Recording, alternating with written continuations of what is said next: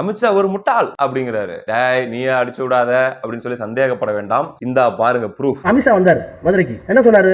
டெல்லியை பிடித்து விட்டோம், ஹரியானாவை பிடித்து விட்டோம், மகாராஷ்டிராவை பிடித்து விட்டோம், அடுத்து தமிழ்நாடு தாங்கிறார். முட்டாள் முட்டாள் சொல்லியிருக்காரா? முட்டாள்னு சொல்லியிருக்காரா? நான் பொய் சொல்ல மாட்டேங்க, நம்பணும். கவனிங்க, இப்ப கவனிங்க.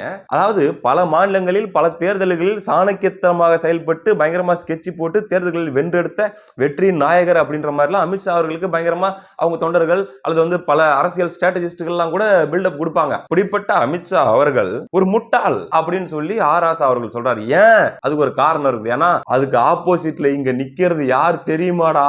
எப்பேற்பட்ட ராஜதந்திரி தெரியுமா அப்படின்னு அவர் சொல்ல வராரு. அமித்ஷா அவர்களுக்கு எதிராக நின்று வீழ்த்த முடியாத அந்த ராஜதந்திரி, அரசியல் சாணக்கியன், எல்லா அரசியல் கணக்கு வழக்குகளையும் தன்னுடைய மூளைக்குள்ளே கம்ப்யூட்டரோ அல்லது வந்து எந்த ஒரு டேட்டா பேஸோ தேவையில்லை, எல்லாமே இங்க வச்சிருக்கண்டா அப்படின்ற மாதிரி இங்க வச்சுக்கிட்டு கணக்கு போட்டுக்கிட்டு தமிழ்நாட்டில் இருக்கக்கூடிய 234 தொகுதியிலும் இருக்கக்கூடிய 69,000க்கு மேற்பட்ட பூத்துகளையும் தன்னுடைய விரல் நுனியில் வைத்திருக்கக்கூடிய அந்த தலைவன் யார்? அந்த சக்தி வாய்ந்த தலைவர் யார்? அவரே சொல்றாரு, கேளுங்க. முத்துவேல் கருணாநிதி ஸ்டாலின் தனி மனிதன் அல்ல, அவருக்கு பின்னால் பெரியார், அண்ணா, கலைஞர் என்ற திராவிட தத்துவம் இருக்கிறது.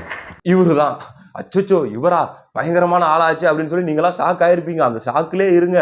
அதான் இவர் இருக்கிறதுனால யாராலையும் வீழ்த்த முடியாது, தெரியும்ல.